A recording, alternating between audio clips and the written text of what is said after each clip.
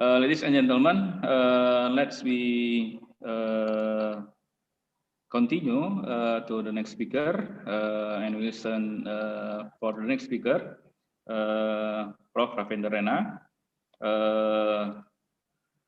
Prof. Ravindra Rena is a lecturer at NWU Business School, Northwest University, South Africa. Professor Dr. Ravindra Rena is a profound academician and distinguished scholar in economics, writer, editor, advisor, and public intellectual with over 28 years of teaching and research experience in Asia Pacific, Africa, and European continents.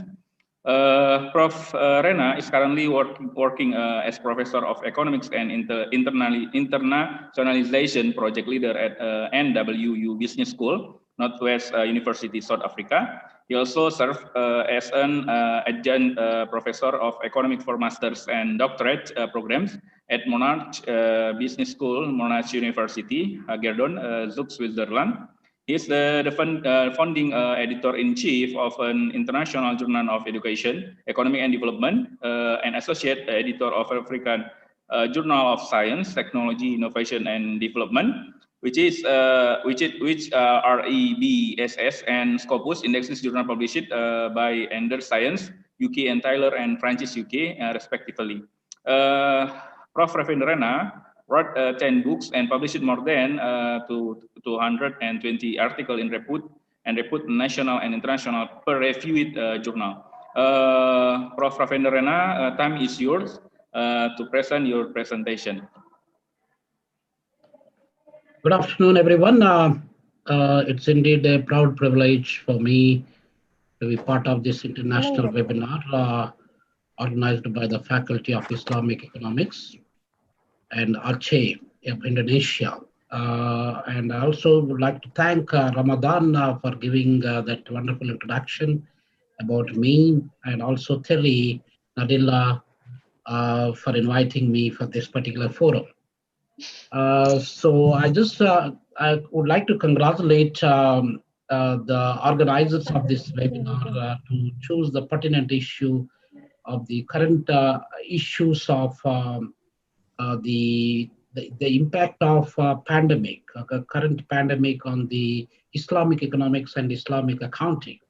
So that is the pertinent issue under this COVID situation. For the past 10 months, the whole world has been experiencing directly or indirectly.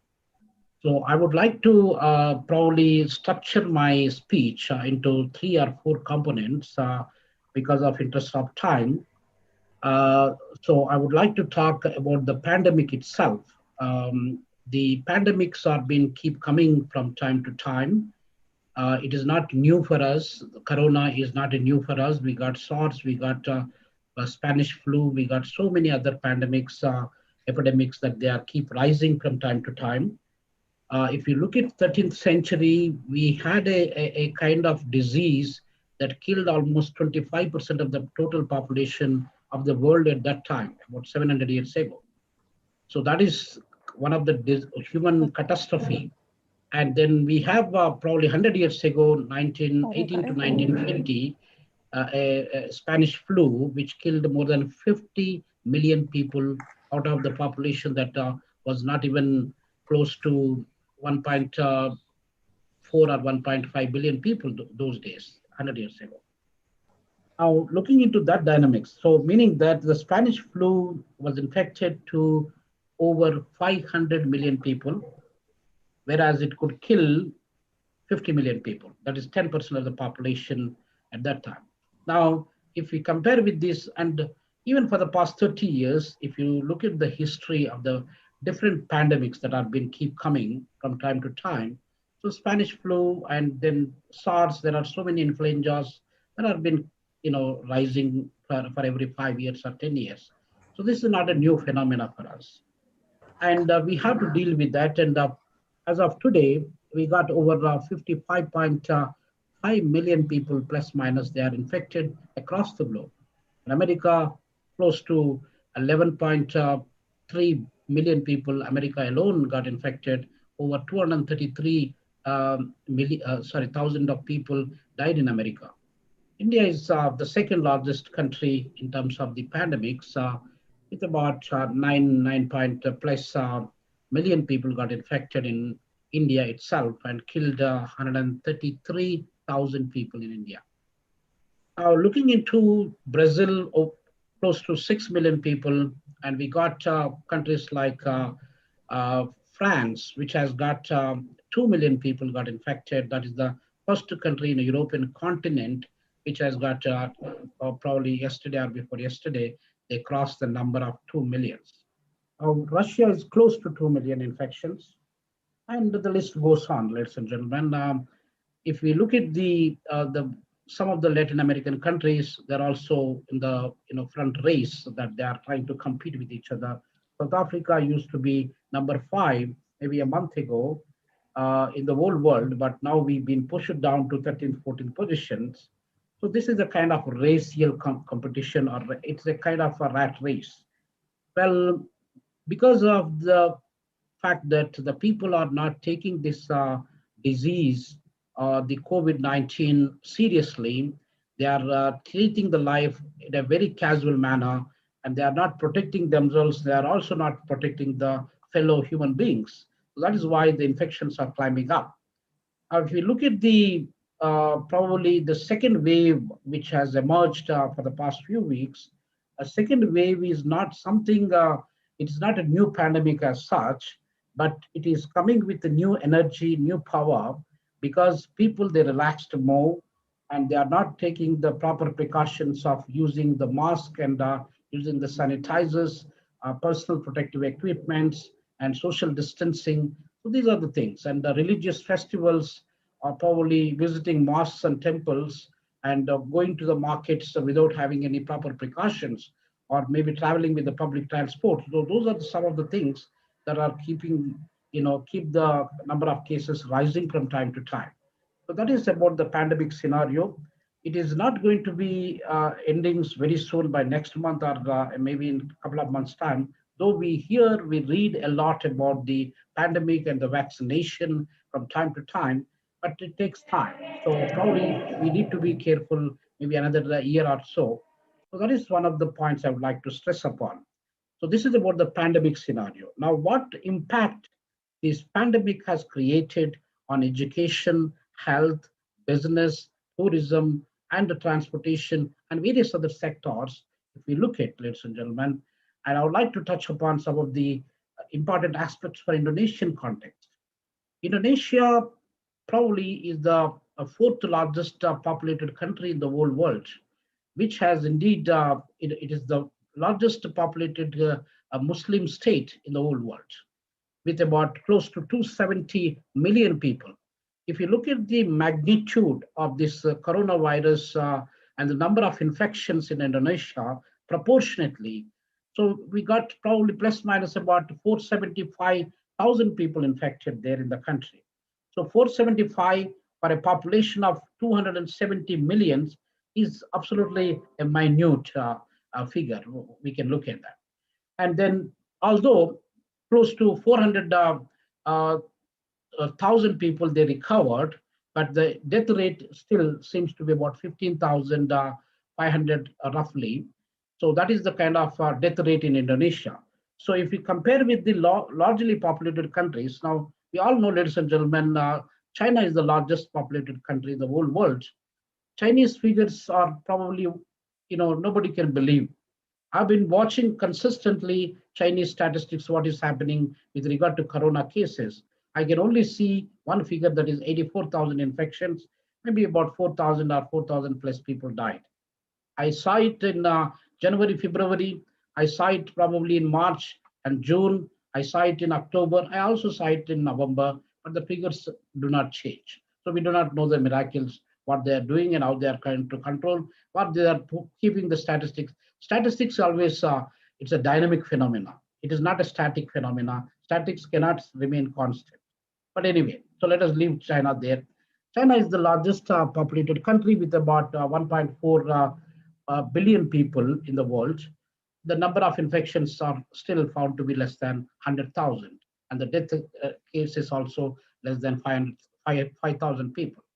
Now, second largest country in the world is India, none other than India, which has got about 1.3 billion people, and where the infections, as I indicated to you just now, it is keep rising from time to time. Close to 100,000 people on an average per day, the infection rates, that people are experiencing. So these are the things, ladies and gentlemen. Now, the third largest populated country in none other than USA. USA got 330 million people, and USA remains number one in the whole world. Like I said, it's over 11 million people. So if we compare with that dynamics, and now the fourth is Indonesia.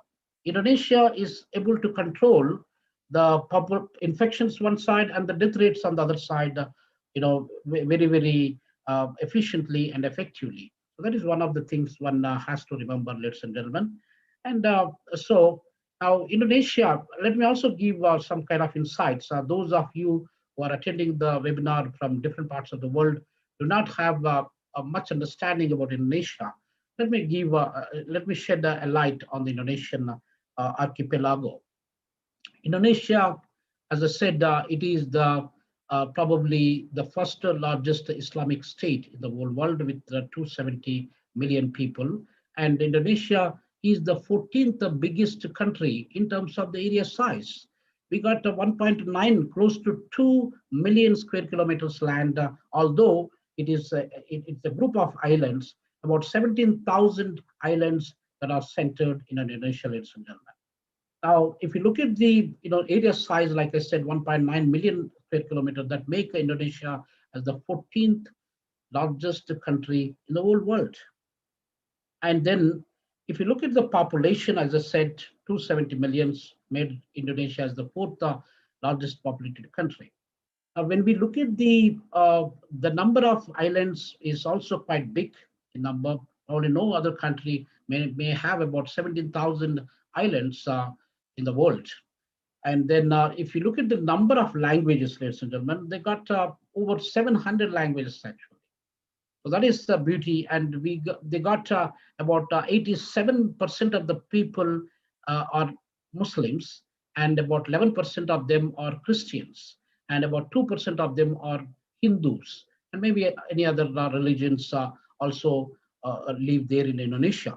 So this is, if you go back to the history of Indonesia, ladies and gentlemen, once upon a time, maybe in the 2nd century onwards, it used to be a Buddhist kingdom, or it used to be a Hindu kingdom. That is why we can still see those kind of culture, heritage in Indonesian land.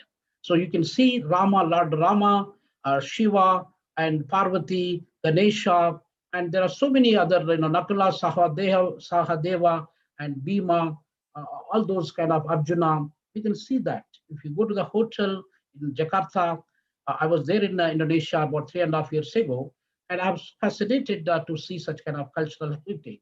Because though it is the largest Islamic state, but the religious harmony, the balance of the kind of religious feelings, we need to balance that, ladies and gentlemen. First of all, we are human beings, then only the religion comes in place.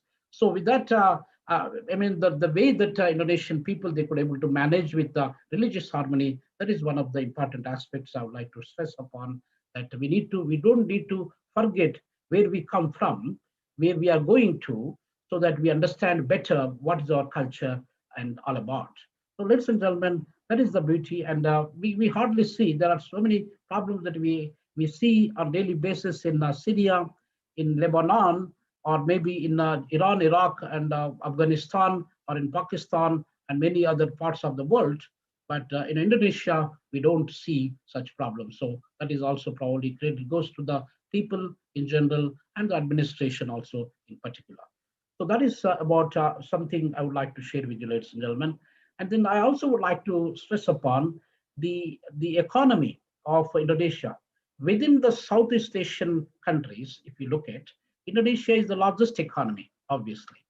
And then Indonesia has been doing very well for the past probably about 70 years down the line, ever since it's got independence on 17th of August 1945. So just about 2 years before India got independence, Indonesia got independence, and ever since, they have been working very hard to improve the economy. If you look at the economic trends, how the economy has been moving from time to time, we can average look at that 4 to 6% the Indonesian economy was growing. That is absolutely phenomenal economic growth. And then if you look at the probably Indonesia is the only country from the Southeast Asian nation that became the member of G20 countries. The Indonesian economy is probably about more than $1 trillion economy, and which made Indonesia probably one of the leading economies in the whole world. So that is about the economic aspects. And if you look at the education system, ladies and gentlemen, educationally, Indonesia is also doing pretty well. If we go to the statistics, then one can understand that Indonesia has got over 300,000 schools, the primary level or the secondary level or maybe the middle school level. So we got over 40,000 secondary schools that have been established by the government and some of the private institutions as well. So then if you look at the population working as teachers, it's about 4.2 million people working as teachers in Indonesian land for these 300,000 plus schools. Now, if you look at the higher education phenomena, higher education is also probably they play a vital role, and we got about 122 state universities, government universities, and also there are so many other private colleges, probably about 6,000, over 6,000 colleges, at different levels. Now, all these colleges together, and maybe about 3.2 million students are learning at the higher education institutions. So this is the, kind of probably landscape, or this is the kind of, structure that Indonesian higher education system one side, the economy on the other side, one can look at.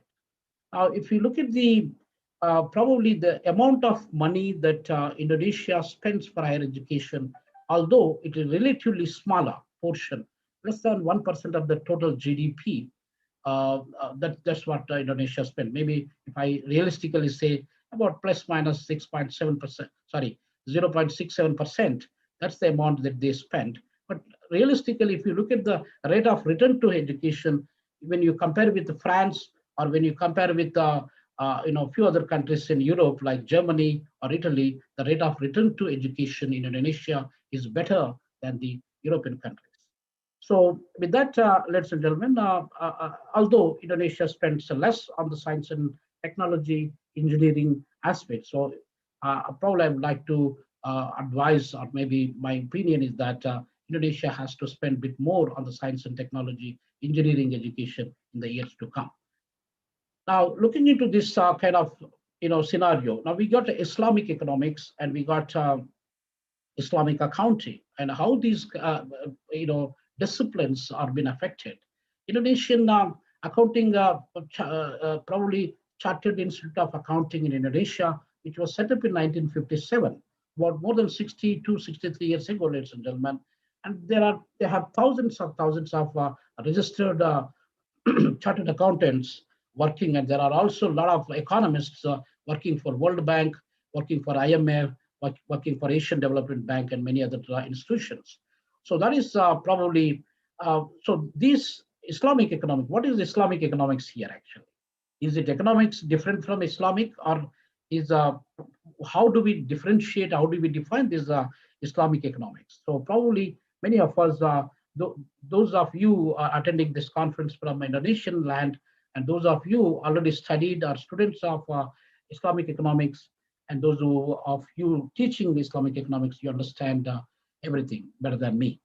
But I just would like to give an overall picture that Quran is the holy book of Islam brothers and sisters, and they try to adopt certain golden principles of Quran, and then they try to match and they try to integrate with the economic theories. Actually, that's fundamentally Islamic economics. So we talk about, when we talk about economics, we talk about the production, value exchange, consumption, and distribution. These are the four fundamental pillars upon which the economics in general is established. Now, the Islamic economics looks in a broader picture. They will try to see how do they marry how do they see this value exchange phenomena is can be converted into Islamic theories actually, or maybe when we look at the socialism and the capitalism, these are the isms and mixed economic systems we have. So Indonesia looks at that. What is the midpoint actually? If we should not be too much socialistic, we should not be too much capitalistic. So we must establish somewhere there at the midpoint. So that is the kind of phenomenon, ladies and gentlemen. That's why they don't like the interest rates. That's why even within Islamic banking also, Islam interest rate is haram. Like, it's like a sin, and we shouldn't charge the people and so on. So that is basically I would like to touch upon. But the point here I would like to stress, ladies and gentlemen, that because of the pandemic, most of the higher educational institutions are being disrupted, their functioning system. For the past maybe 8 or 9 months down the line, in Indonesia also, as I said, that we got over close to 17,000 islands. It would be next to impossible for us to establish the ICT technologies in each and every island of the country. And then there are so many, of course, the concentration of the population of Indonesia is centered to the Java province actually. So majority of the people live in Java. Doesn't mean that every individual living in Indonesia, they have the access to the ICT technology. ICT technologies, the information communication technologies, which plays a crucial role, without which we couldn't have meet today on this online platform, ladies and gentlemen. So now, how many people in Indonesia they could able to afford to have that access? Do we have a laptop? Do we have a computer? Do we have a gadget or a smartphone or a tablet that can assist or that can support this online teaching learning process? We need to question about that. Now we need to look at the power, the electricity. How many people they can afford to have the electricity? Or how much time do we have the electricity supply throughout the day, 24 hours in a day? So these are the fundamental issues that we need to look at. And then the other side, internet is costly. And Indonesian people, they are still developing economy, although we say it's maybe upper middle income country, but still nonetheless more than $4,500 as per capita income. When we compare with the rest of African countries like Liberia or Malawi or maybe Chad and Niger, and they're having less than $700 as their per capita income in these African countries. And Indonesia has got probably about 4,500 US dollars as their per capita income, but doesn't mean that, it doesn't imply that every Indonesian would able to have this facility of online teaching learning. So therefore, ladies and gentlemen, this absolutely has interrupted the whole learning and teaching process. And then we need to find out what are the mechanisms, what is the hybrid way of engaging the students and teachers in this learning platform. I still remember, ladies and gentlemen, when I visited 3.5 years ago, the institution I visited, the people that I met, and we're still in contact with each other from Indonesia. So that is the beauty. For the past 7 or 8 months, I might have attended 40 webinars, international webinars or virtual conferences across the globe. And I, as a keynote speaker, as a resource person, I don't even remember who are the organizers and who are the keynote speakers, who are the special guests. I don't remember actually. So therefore, I would like to mention here, ladies and gentlemen, that we do need to have the face-to-face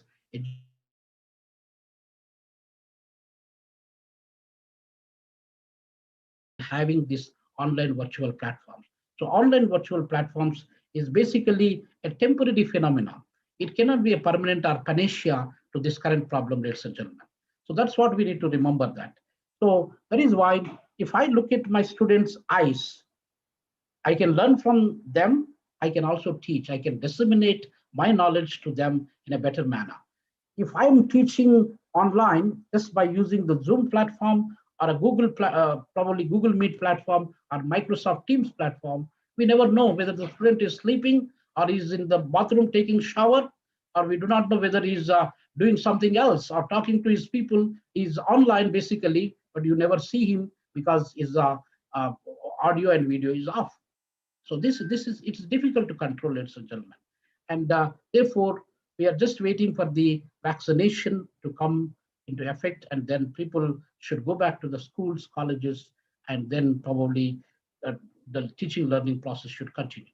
I think these are some of the points I would like to raise, ladies and gentlemen. And then eventually the chartered accountants who are supposed to work in their offices, do a lot of businesses, support the corporate sector of Indonesia, they've been interrupted actually.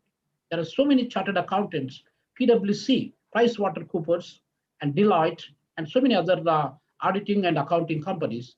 They have to retrench a lot of people, hundreds and thousands of people across the globe, ladies and gentlemen. So Indonesia is not exempted from that.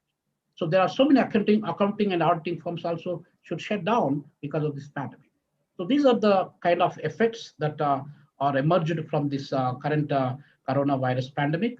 And that is also having on the economy, on the business, on the tourism, the transport, and in the way we live, ladies and gentlemen. That is why there is a saying that when the well is dry, then you realize the importance of the water.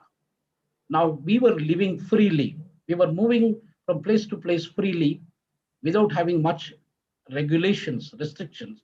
Now we have to sit at our homes. We have to do whatever we're supposed to do in the outside environment. We have to do within the four walls. So this is a kind of restrictive environment.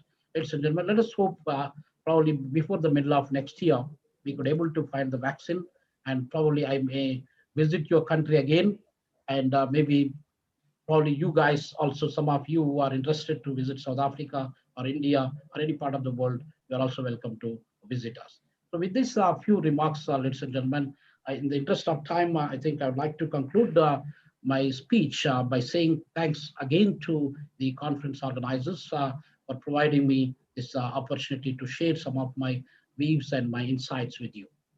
If you got any questions or comments or any kind of clarifications, you're welcome to approach me. Thank you very much. Thank you so much, Prof. Rena. Thanks for the excellent presentation, sir. Actually and truly, you are one of my favorite. Okay, ladies and gentlemen, I can take a conclusion from Prof. Rena. Prof. Rena explained about this pandemic scenario.